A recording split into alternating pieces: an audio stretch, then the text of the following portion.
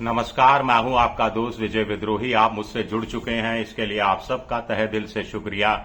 अगले 7-8 मिनट आपसे जुड़े रहने की कोशिश करूंगा।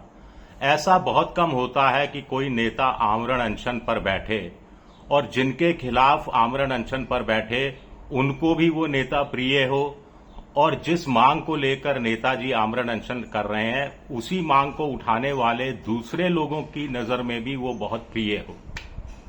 ऐसे एक शख्स का नाम सोनम वांगचुक है, जिनका आज आमरण अनशन का दिल्ली के जंतर मंतर पर 20वां दिन था।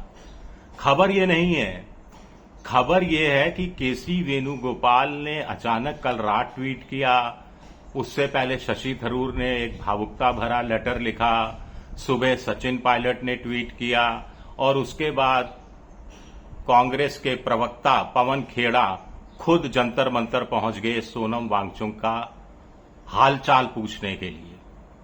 कांग्रेस में इतना बड़ा परिवर्तन क्यों आया, कैसे आया? कुछ लोग कह रहे हैं कि कांग्रेस चाह रही है कि वो सोनम वांगचुक के साथ नजर आए, क्योंकि मीडिया में ये सवाल उठ रहे हैं कि राहुल गांधी आखिर क्यों नहीं जा रहे। सवाल तो दरअसल ये उठने चाहिए कि मोदी क्यों नहीं जा रहे, या मोदी की तरफ से किसी को कोई क्यों भेजा नहीं जा रहा। मोदी जी क्यों नहीं जा सकते? प्रधानमंत्री हैं तो क्या नहीं जाएंगे? यहां प्रधानमंत्री नरेंद्र मोदी पूर्व प्रधानमंत्री इंदिरा गांधी से बहुत बड़ा सबक ले सकते हैं। ये खबर भी मैं आपको दूंगा, ये ऐतिहासिक तथ्य मैं बताऊंगा, चौंक जाएंगे आप। लेकिन सबसे पहले कांग्रेस के रुख में ये इतना भारी बदलाव क्यों दिखा?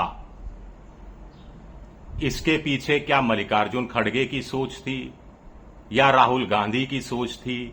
क्योंकि आज बहुत से सोशल मीडिया में चल रहा है कि अभिजीत दिपके ने राहुल गांधी का अपमान किया था जब वो भारत जोड़ो यात्रा पर निकले थे, तो इसको टूरिज्म से जोड़ दिया था। कुछ दिन पहले भी कॉकरोच जनता पार्टी के प्रदर्शन के दौरान अभिजीत दीपके ने राहुल गांधी की जरूरत नहीं है जैसा कुछ वक्तव्य दे दिया था। इसीलिए राहुल गांधी नहीं जा रहे थे सोनम वांगचुक से मिलने के लिए, या कांग्रेस के किसी नेता को नहीं भेज रहे थे। फिर अचानक क्या राहुल गांधी ने रजामंदी दे दी? आखिर पवन खेड़ा अपनी तरफ से तो जा नहीं सकते, जरूर किसी ने कहा होगा। तो मैं आपको राज खोलता हूं, दरअसल ये सब कुछ किया सोनिया गांधी ने। कांग्रेस के नेता नहीं जाना चाहते थे, वो नहीं चाहते थे कि कॉकरोच जनता पार्टी के साथ खड़े हुए वो दिखाई दें। कांग्रेस ये भी नहीं चाहती थी कि सोनम वांगचुक, जिन्होंने हाल ही में इंडियन एक्सप्रेस को दिए हुए इंटरव्यू में एक तरह से कांग्रेस और विपक्षी पार्टियों का मखौल उड़ाया था, एक तरह से सोनम वांगचुक ने जिस तरह से कहा कि वो उम्मीद करते हैं राहुल गांधी अखिलेश यादव आएंगे, लेकिन अगर नहीं आए तो वो उनकी संकीर्ण मानसिकता का परिचय होगा, और अगर वो नहीं आएंगे और संकीर्ण मानसिकता दिखाएंगे तो जनता इन लोगों को रिजेक्ट कर देगी। फिर ये भी कहा कि उनको भारत सरकार से उम्मीद है कि अगले 2-3 दिन में सब ठीक हो जाएगा। तो ऐसे में कांग्रेस का ये मानना था कि हमें क्यों अप्रोच करना चाहिए, लेकिन सोनिया गांधी नहीं मानी।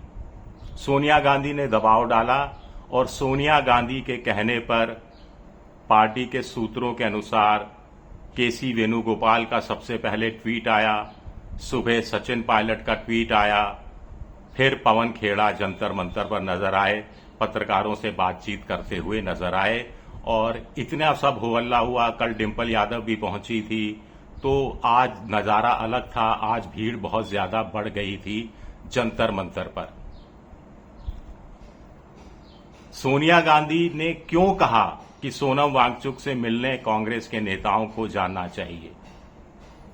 क्या सोनिया गांधी को लगा कि मांग इंपॉर्टेंट है, शिक्षा मंत्री धर्मेंद्र प्रधान का हटाया जाना इंपॉर्टेंट है, जैन जी को पेपर लीक से बचाना इंपॉर्टेंट है, ये कॉकरोच जनता पार्टी बनाम BJP number 1 number 2 B team, Cockroach Janta Party बनाम विपक्ष बनाम राहुल गांधी बनाम अभिजीत दीपके, इस लफड़े में, इस चक्कर में नहीं फंसना चाहिए।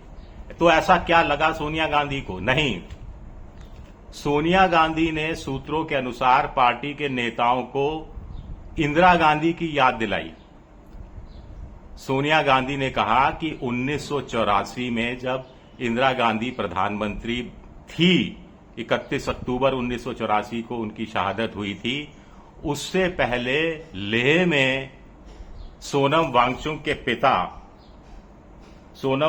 के पिता ने भूख हड़ताल की थी। उनका नाम था सोनम वांग्याल। सोनम वांग्याल ने भूख हड़ताल की थी, 5 दिन की भूख हड़ताल थी उनकी। 5वें दिन इंदिरा गांधी पहुंच गई थी। सोनम वांग्याल चाह रहे थे कि लद्दाखियों को शेड्यूल ट्राइब में, आदिवासियों में शामिल किया जाए। सोनम वांग्याल एक लद्दाख के बड़े नेता थे। बहुत कम लद्दाख के, उस समय जब लद्दाख और जम्मू कश्मीर एक ही हुआ करता था, तो जम्मू कश्मीर की सरकार में लद्दाख के मंत्री कम हुआ करते थे। 70 के दशक में, 1975 में जब विधानसभा चुनाव जीत कर आए सोनम वांग्याल, तो उनको वहां तत्कालीन जम्मू कश्मीर सरकार में कैबिनेट मंत्री भी बनाया गया था। तो इंदिरा गांधी का 1984 में एक प्रधानमंत्री का दिल्ली से लेह जाना होता है। इंपॉर्टेंट सुनिए, दिल्ली से लेह जाती हैं, सोनम वांग्याल को आश्वासन देती है कि आप अपनी भूख हड़ताल तोड़ दीजिए। 5वां दिन था उनका भूख हड़ताल का। अभी सोनम वांगचुक का तो 20वां दिन है और जू नहीं रेंग रही किसी के कानों पर। तो इंदिरा गांधी आश्वासन देती है कि आप लद्दाखियों को आदिवासियों का दर्जा, शेड्यूल ट्राइब का दर्जा दे दिया जाएगा। वो अपनी भूख हड़ताल तोड़ देते हैं। बड़ा सवाल उठता है कि जब इंदिरा गांधी प्रधानमंत्री होने के बावजूद दिल्ली से हजारों किलोमीटर दूर लेह जा सकती हैं, तो क्या प्रधानमंत्री नरेंद्र मोदी अपने 7 लोक कल्याण मार्ग या कर्तव्य पथ से निकलकर 1-1.5 किलोमीटर दूर जंतर मंतर नहीं जा सकते? यह अपने आप में बड़ा सवाल उठता है। अब आप कहेंगे इंदिरा गांधी आश्वासन दे आई थी, आश्वासन पूरा हुआ था या नहीं हुआ था? देखिए, इंदिरा गांधी आश्वासन दे आई थी, फाइलें चलनी शुरू हुई थी। इस बीच इंदिरा गांधी की शहादत हो गई, राजीव गांधी मंत्री बन गए प्रधानमंत्री, और राजीव गांधी के समय 1988 या 89 में चुनाव से पहले लद्दाखियों को शेड्यूल ट्राइब का दर्जा दे दिया गया था। ऐसा मैंने गूगल सर्च में देखा है। तो सबसे बड़ा सवाल उठता है, क्या प्रधानमंत्री नरेंद्र मोदी को इंदिरा गांधी से सबक लेते हुए नहीं जाना चाहिए था? नहीं जाना चाहिए था या अभी भी जा सकते हैं? क्यों जाने से हिचक रहे हैं? आखिर जब अन्ना हजारे का आंदोलन हुआ था, तो 11वें दिन ही, उससे पहले ही केंद्रीय मंत्रियों ने बातचीत करनी शुरू कर दी थी।